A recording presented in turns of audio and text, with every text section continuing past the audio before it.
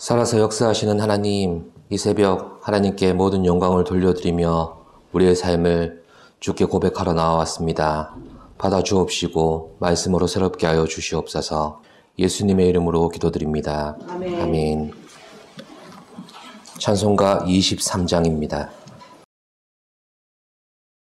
만입이 내게 있으면 그 입 닦아지고 내 구주 주시는 종을 늘 찬송하겠네.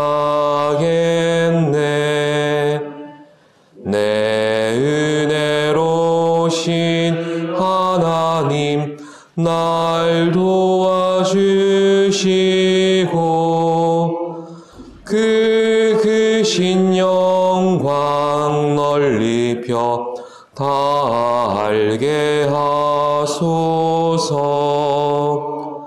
내 주의 귀한 이름이 날 위로하시고 이 귀의 음악 같으니 참 희락되도다. 내 죄의 권세 깨뜨려 그 결박 푸시고 이 주한 마음을 비로소 곧 정케 하셨네.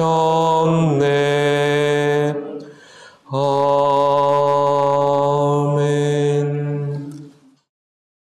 이 새벽 우리에게 주시는 말씀은 호세아서 2장 21절로부터 23절까지의 말씀입니다. 합독하시겠습니다. 여호와께서 이르시되 그날에 내가 응답하리라.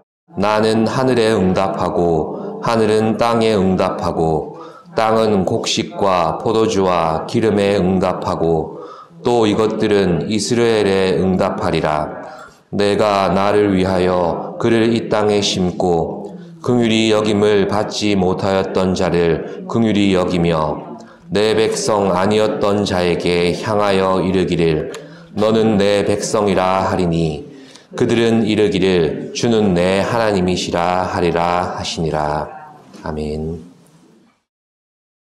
지난 시간에는 앞선 본문의 내용을 통해 하나님께서 이스라엘을 심판하신 후에 새롭게 맺으실 언약에 대해서 말씀드렸습니다.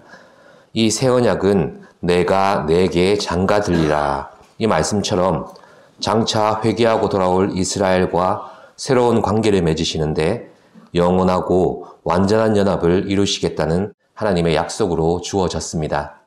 오늘 본문에서는 새 언약을 통해 하나님과 맺어진 이스라엘을 향하신 하나님의 응답에 대해서 말씀하고 있습니다. 본문 21절에서 22절을 보시면 그날에 내가 응답하리라. 여기서부터 시작해서 응답하시겠다는 말씀을 5번이나 반복하고 계십니다. 이렇게 응답하리라고 거듭 약속하시는 하나님의 말씀은 언약 백성 이스라엘의 기도를 전제로 하신 말씀입니다. 이 말은 이스라엘이 이전에 죄악 가운데 있을 때 하나님께 기도하지 않았다는 말은 아닙니다. 기도하였으나 응답을 받지 못한 기도였다는 것을 역설적으로 표현한 말입니다. 엄밀히 말하자면 이스라엘이 하나님께 기도하였으나 정작 기도를 들으시는 하나님이 어떤 분이신지를 알지 못했다는 것입니다. 이 부분을 오늘 본문에서 말씀해주고 있습니다. 23절 끝부분 말씀인데요. 그들은 이르기를 주는 내 하나님이시라 하리라. 이 고백을 통해 하나님과 이스라엘의 관계가 물꼬를 튼 것처럼 회복되는 것입니다. 그렇다면 이전에 그들의 고백은 무엇이었습니까? 그들에게 있어 바알이 주인이었고 남편이었다고 8절과 16절에서 하나님께서 연이어 지적하셨습니다. 인격이 없고 인간이 직접 다듬어 만든 바알이라는 우상은 그저 허울에 불과했고 실상은 하나님과 바알도 나 자신을 위해 존재하고 신앙의 목적도 나를 위한 자기중심적인 신앙이었습니다. 하나님의 유일성과 거룩하심을 깨닫지 못한 지식의 부재가 원인이었습니다. 그러므로 이러한 이스라엘이 주는 내 하나님이시라 이렇게 고백할 것이라는 말씀의 의미는 하나님께서 응답하시는 모든 것들이 바로 여기서 시작된다는 것입니다. 이제는 바알이 나의 주인이 아니며 모든 것들의 중심이 내가 아니라 바로 생명의 주관자가 되시는 하나님이심을 알게 되었다는 고백입니다. 그러므로 오늘 본문에서 장차 새 언약을 통해 하나님과 맺어질 성도에게 주어지는 응답이란 먼저 기도의 대상이 분명해지는 것입니다. 마태복음 6장에 나오는 예수님께서 가르치신 기도를 생각해 보십시오. 하늘에 계신 우리 아버지여 이렇게 시작됩니다. 예수님께서 가르쳐 주신 기도의 모범의 첫 시작이 하늘에 계신 아버지, 그 아버지가 되시는 이유는 무엇일까요? 바로 우리가 기도하는 것이 우리의 바람을 그저 쏟아붓는 것이 아니라 먼저 그 대상이 분명해야 하며 그 대상과 우리의 관계가 어떤 것이 되어야 할지 그리고 그 대상을 향한 우리의 깊은 신뢰가 바탕이 되어야 한다는 말씀입니다.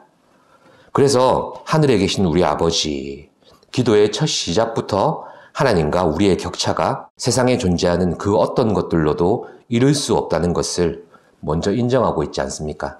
우리의 유한함과 그분의 영원하심, 또 죄로 가득해서 부패한 세상과 거룩하신 하나님이 다스리시는 하나님의 나라, 또 우리가 소망하고 이르기를 간절히 사모하는 천국도 결국 이 땅에서는 부분적으로 체험할 수밖에 없다는 것을 깨닫게 됩니다. 이러한 하나님과 그의 나라에 대한 지식이 믿음 안에서 우리에게 깨달아질 때 거기서 하나님의 응답이 시작됩니다. 그러므로 우리가 하나님을 안다는 것은 하나님께서 계셔야 할 자리에 계시고 나는 피조물의 자리로 돌아가는 관계의 회복과 질서의 회복을 동시에 의미하는 것입니다. 그리고 오늘 본문에서 새 언약을 통해 하나님께서 주시는 응답의 의미는 기도의 범위가 회복되게 하신다는 말씀입니다. 장차 회복될 이스라엘은 하나님과 막힘없는 관계를 통해서 하나님께 필요한 모든 것을 간구하게 될 것이라는 약속입니다. 우리 신앙의 분명한 대상이 되시는 하나님께서는 그의 백성에게 땅과 모든 삶의 지경을 회복시키시는 놀라운 축복으로 응답하십니다. 그리고 그러한 축복이 결코 비와 폭풍의 신인 바알로부터 오는 것이 아니라는 사실을 스스로 입증해 보이실 것입니다. 그렇다면 본문에서는 하나님의 응답이 어떻게 이어지고 있습니까? 먼저 하나님께서는 하늘에 응답하시고 그 다음에 하늘에 땅이 응답합니다. 그리고 땅은 곡식과 포도주와 기름에 응답하게 될 것이고 이것들이 결국 이스라엘에 응답할 것이라고 말씀합니다. 이스라엘의 뜻이 심겨지기도 하고 흩어진다는 뜻을 가진다고 말씀드렸습니다. 이제 포로기를 거쳐서 장차 그들이 가나안뿐만 아니라 세상의 곳곳에 흩어져서 심겨지게 될 것인데 그들이 심기는 어느 곳에서든지 곡식과 포도주와 기름으로 풍성하게 될 것이라고 약속하십니다. 갖추어진 환경과 빠른 응답이 성숙한 그리스도인을 만드는 것이 아니라 하나님께서 함께 하셔서 응답하시는 모든 삶의 지경을 통해 더욱 자라나게 하시겠다는 약속입니다. 우리가 하나님께 기도하면서 반드시 알아야 될 중요한 원리가 있다면 하늘에서부터 응답이 시작된다는 것입니다. 하나님과의 관계, 즉 영적인 회복이 먼저 이루어질 때 이 땅의 회복과 우리 삶의 회복이 따라오게 된다는 것입니다.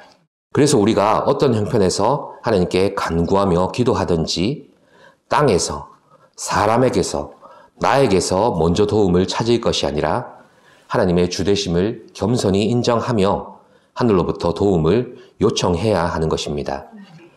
로루하마처럼 긍휼을 입을 가능성이 없고 로암미처럼 하나님의 백성이라 불릴 어떤 자격도 없는 이스라엘을 용서하시고 다시 뜨겁게 사랑하시겠다고 응답하시는 이 열심은 세상에서 찾아볼 수 없는 진정 하늘의 것이기 때문입니다. 그렇습니다. 우리에게 주어진 이 하루를 시작하면서 하나님께 가장 먼저 드려야 될 고백이 있다면 바로 이것입니다. 주는 내 하나님이십니다.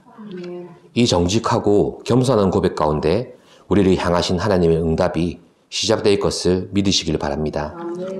또한 이 고백을 통해서 우리 감사의 조건이 곡식과 포도주와 기름에서 오직 하나님 한 분으로 바뀌어질 것을 믿습니다. 하나님과 온전한 관계를 맺으며 하나님의 완전한 소유가 되는 것이 새 언약의 백성에게 주시는 가장 완전한 축복입니다. 우리가 한없는 사랑과 신뢰로 기도하고 간구할 대상이 되시며 하늘로부터 응답하시는 거룩하신 하나님을 의지하여 부르짖고 맡기는 기도의 시간 되시기를 바랍니다. 신실하신 하나님, 우리에게 응답하시겠다고 약속하신 그 말씀을 기억합니다. 우리는 오직 주는 내 하나님이시라고 고백하며 겸손히 하나님 앞에 엎드릴 뿐입니다. 예비하신 은혜와 우리를 향하신 하나님의 놀라우신 계획들을 이루어 주시고 나타내 주시옵소서. 다만 우리가 어떠한 환경과 삶의 지경 가운데 있든지 하나님께서 함께 하심이 복이고 하나님을 더욱 알아가는 것이 귀한 은혜임을 경험하며 살아가는 백성이 되게 하여 주시옵소서. 감사드리며 예수님의 이름으로 기도드립니다. 아멘. 하늘에 계신 우리 아버지, 아버지의 이름을 거룩하게 하시며 아버지의 나라가 오게 하시며 아버지의 뜻이 하늘에서와 같이 땅에서도 이루어지게 하소서. 오늘 우리에게 일용할 양식을 주시고 우리가 우리에게 잘못한 사람을 용서하여 준 것 같이 우리 죄를 용서하여 주시고 우리를 시험에 빠지지 않게 하시고 악에서 구하소서. 나라와 권능과 영광이 영원히 아버지의 것입니다. 아멘.